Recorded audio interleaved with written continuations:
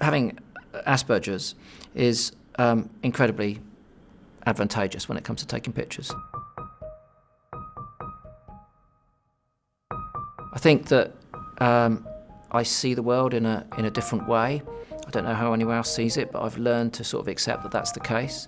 I see a world that's joined up and made of patterns, and I see it in an intensity of detail that I have begun to realise that most people don't see. In my world, every piece here, these stands, these lights, this room, is all a composite. Everything is joined together in a matrix. So if any one bit of it moves, I can know that. And if any one bit of it is not in the right place, artistically, then it's screaming at me. So I suppose that ability to see the world slightly differently, it helps me, yeah.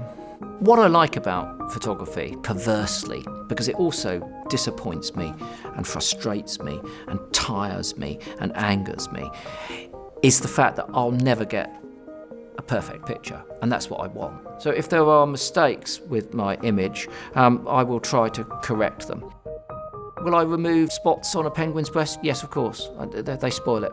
I got an enormous amount of criticism from the rather conservative wildlife photographic fraternity, who saw this as cheating. It wasn't really cheating, because I was telling everyone I was doing it, but I think there is that ongoing worry that we're changing reality, we're changing the wild. But I don't mind, so long as people are honest about what they do. I'm happy with that. I'm very pleased to say that since I started taking photographs, wildlife photography has, come on in leaps and bounds, made enormous progress in terms of it being a more mainstream art form.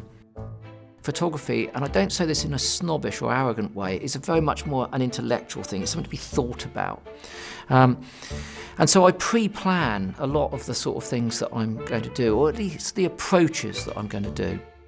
I have a subject, an idea, a plan, I research it, I find out the best place, the best time to do it, the best equipment to do it, if I need anything, borrow anything, beg anything, change anything, and then I pursue it. And that's the way that I work, which is very different than I think a lot of wildlife photographers.